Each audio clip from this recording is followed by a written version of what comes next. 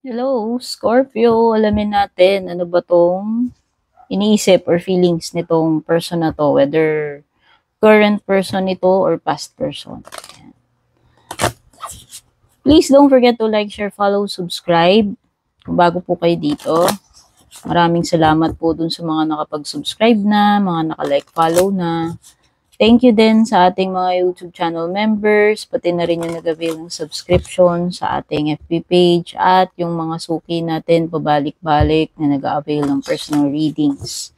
Regarding personal readings, mag-message po kayo sa aking official na Facebook page. Yung link details nakalagay sa description below, pakibasa na lang.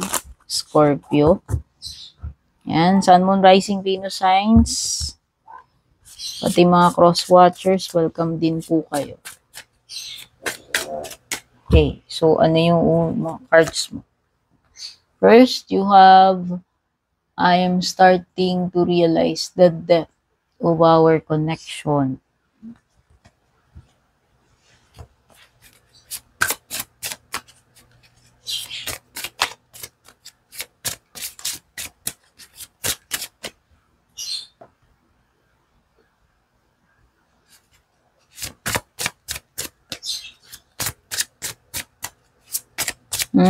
So, mukhang may mga natutunang leksyon itong person na to. So, naging connection ninyo or ewan ko, past ba to, present? Bahala na po kayong mag-connect, no? Pwedeng past or present person ito. Okay? So, may mga na-realize to. Itong person na ito. At appearances can be deceiving. Okay, so ayan, pasensya na sa commercial. Nag-post ako ng video. So, yun na nga, may binabanggit dito. Appearances can be deceiving. So, don't get fooled dito sa looks nitong person na to. Pwedeng, it's not what it seems. No? Yun yung napipick up nating energy. I'm sorry for not being truthful. Ay, okay. Yun na nga. Kasunod. Meron talaga. Meron siyang itinago sa'yo.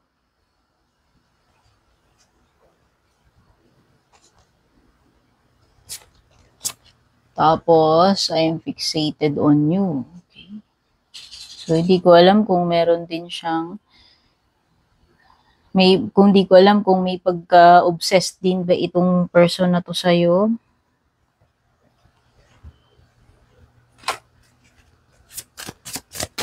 Oop.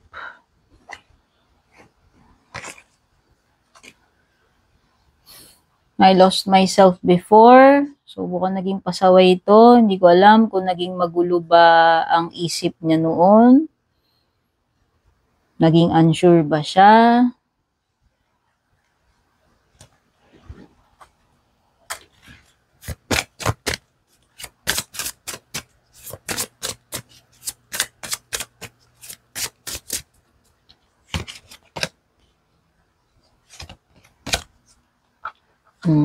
So, mukhang may mga tinago nga. Ayan, I hid my true identity from you. O, sakto dito, oh.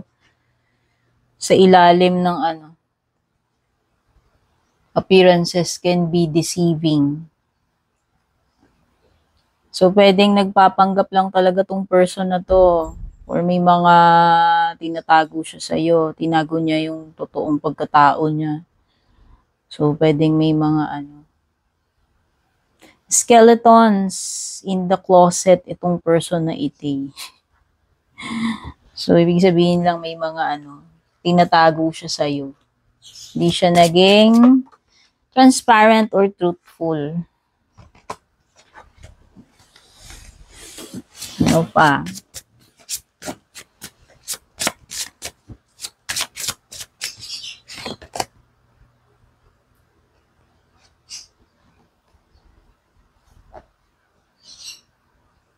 Ayan, we are not suited for each other. Okay, pwedeng hindi talaga kayo compatible.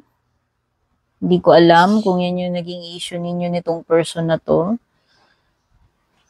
Marami ba kayong differences?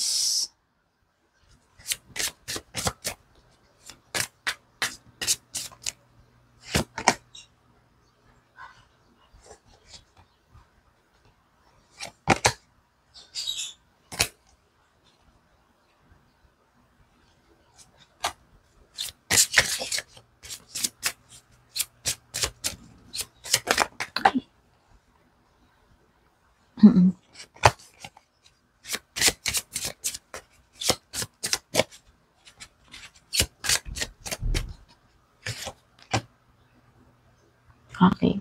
I appreciate the wisdom I gained from this experience. So it seems na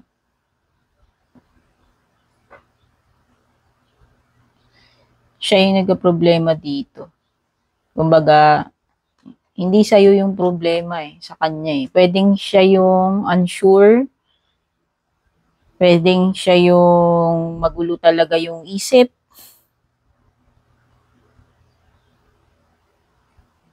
Pero,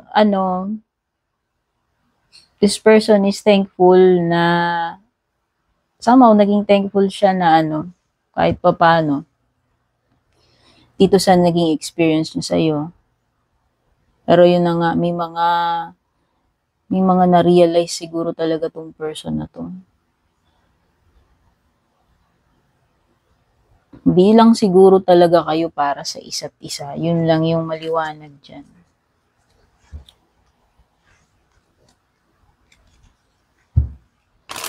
Oo, baka hindi ko lang alam kung na-infatuate lang ba siya sa'yo. Kasi parang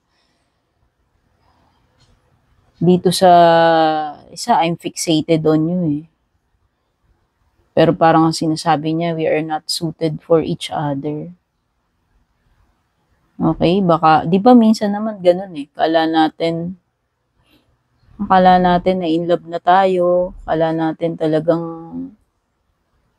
true love. Pero malalaman at malalaman mo rin eventually ano ba talaga yung klaseng connection yun.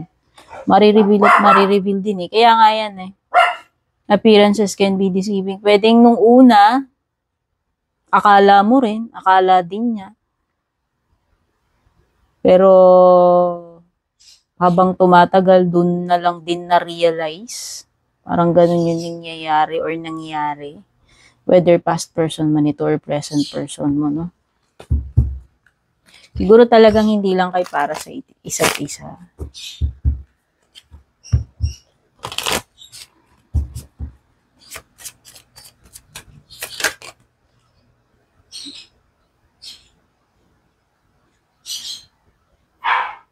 Patience. Some things still need to be dealt with for this connection to manifest. Okay, baka kailangan pa ng patience or time.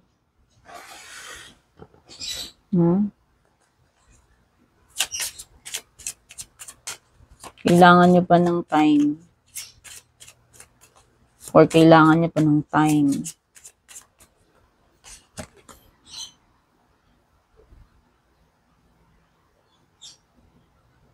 Be present. You will attract love by enjoying your life as it is wherever you are. Be all there. So just enjoy mo lang anong meron dito sa present.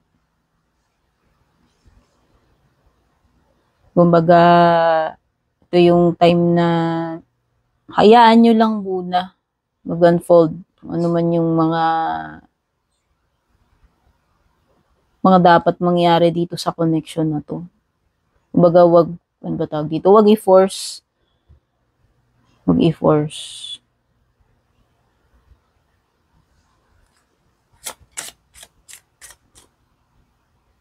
Kumbaga, try to live in the moment lang. Yun na yung sinasabi dito.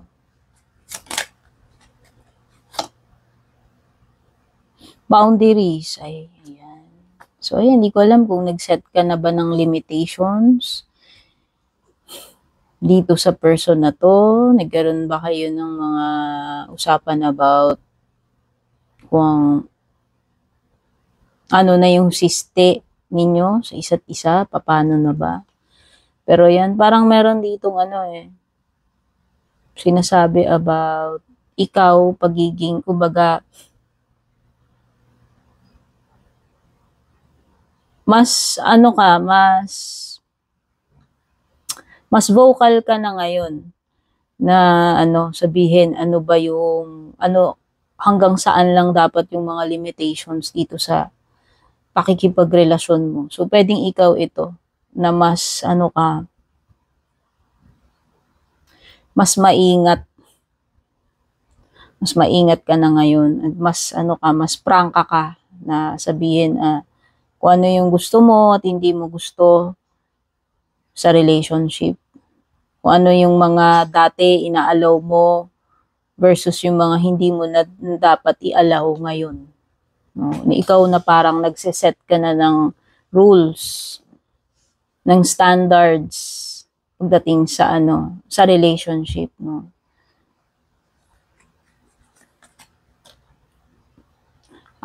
Time apart. Okay. Pwedeng current person mo. Kasi parang sabi dito there is nangangamoy na separation or time apart sa inyong dalawa.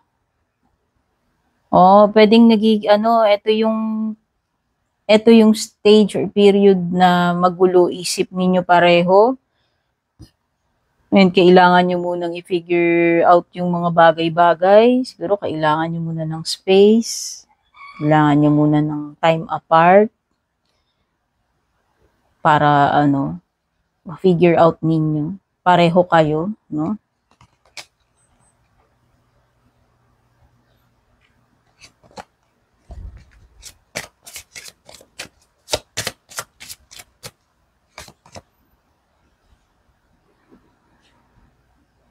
Okay, keep the door open.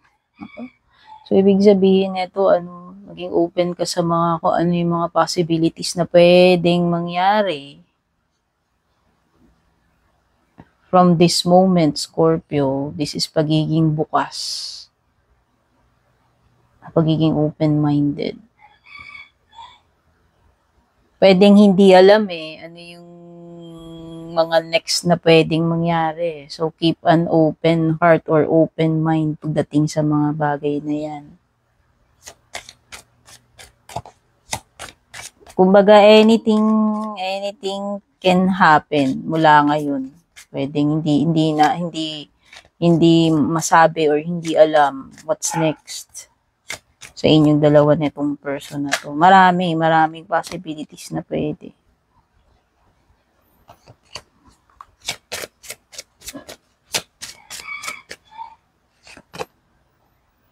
Pay attention to signs. Synchronicities you have been noticing are not coincidence.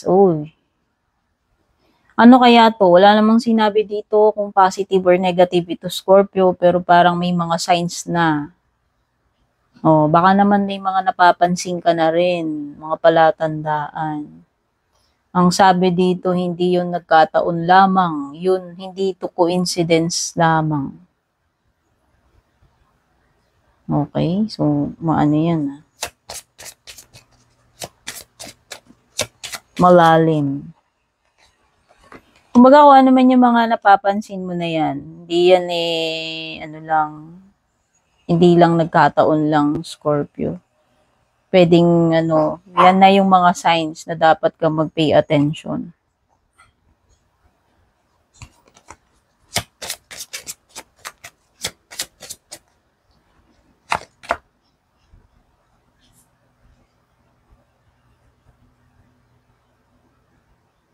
Ayan, divine timing, be patient while things are unfolding, this connection is worth the wait. Ay, ano kaya yun? Pero parang ang sinasabi dyan, magkakaroon muna kayo ng time apart sa isa't isa Baka naman may iba pang person na darating sa'yo. Kasi sabi dito, keep the door open. Ang nakikita ko what's next para sa inyo netong current person mo, kung may jowa ka man ngayon is, yun na nga, magkakaroon kayo muna ng distansya. Time out. Sa isa't isa. And sabi dito, maging open ka. So, kung ano man yung mga possibilities na pwedeng dumating mangyari in between noon. Ayan, may mga signs na sumusulpot. Tsaka may divine timing parang may sinasabi dito kung ano man itong paparating na ito. It's worth the wait daw, Scorpio. So, walang maliwanag na tinukoy dito kung bagong person yan. Pero, di ba sabi nga dyan, may mga possibilities.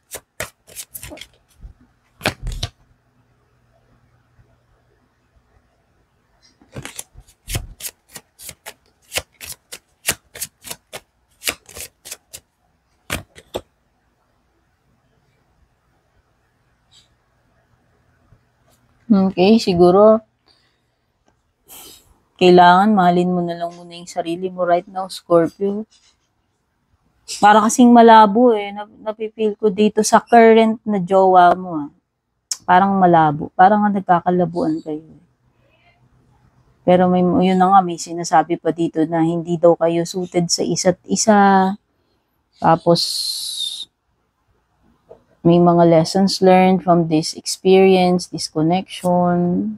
Tapos, merong someone or something worth the wait na paparating sa iyo.